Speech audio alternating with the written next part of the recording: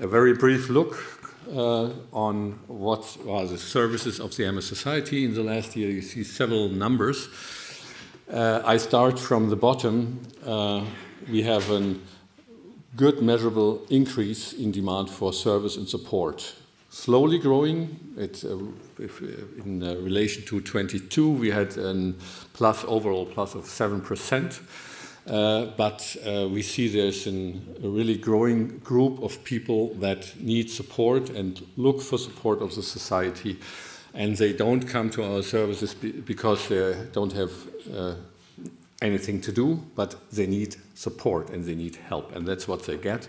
And you see, I gave you the slide from the time of diagnosis, which is only true for those persons who are registered with a name. But we have a huge part of the service which is anonymous. For example, the info line calls, these persons are not registered, that's anonymous. So this is just true for the part, this graph you see there.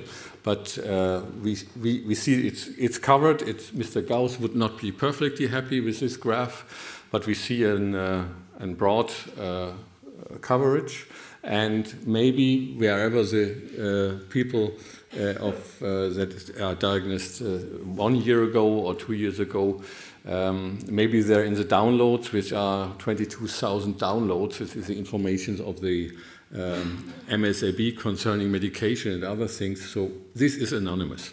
But after all, we had more than 5,100 clients directly consulted and supported. We had these info line calls. We had more than 30,000 participants in seminars and webinars. So we bring over the message, and the point is that we are able to do so because our fantastic MSAB members give us the qualified and valid information to do so. And this is a really important part, that we can give valid and fact-based information. Science is under fire in the public, in the social media.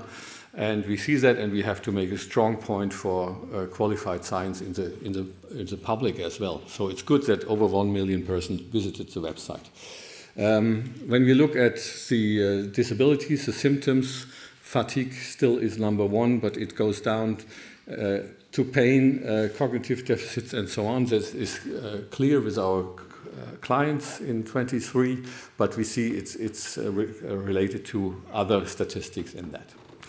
So I come almost to the end and give you a short perspective on where the young people are, not registered for example, in the groups. You see that we have 8 of the 45 groups are persons under 35, and we had 2 new groups with an initiative, RG Now, started last year. And you see they do many different activities. And we use the input of the MSAB and the members of the MSAB as well. So we had the chance to establish a yoga program, and we always get a good support from the neurologists who help us establish that and keeping the quality as well. And so we're thankful for that. And you see just a brief overlook. It's more than 3,600 members, and they offer more than 700 local anti-isolation activities per year. So this is the last slide. You see the ISO certification. We last year went through that process, and we can still keep up funding research, even though the field is not much easier with international crisis. So we're proud that we could invest more than 34 million in Swiss research due to our donors and supporters. There's no industry money in there, and it's still impressive that we can convince the donors and supporters with the output, and that's not by chance. So I thank all of them, all of you who supported us and come in with information, with money too, and with support in the field. And last slide concerning supporters, I really thank the Reha Rheinfelden, the Reha Clinic Zielschlacht, the Berner Clinic Montana, Heimlichbetten, and Zurzach Care for their financial support of the Congress. Very important, very helpful. You can visit their presentations outside as well. And Brainmark as media partners, and we're proud that we are the Neurologic Society as a partner, and we want to outline that the Brain Health Initiative and Plan is a very important project as well, being seen here.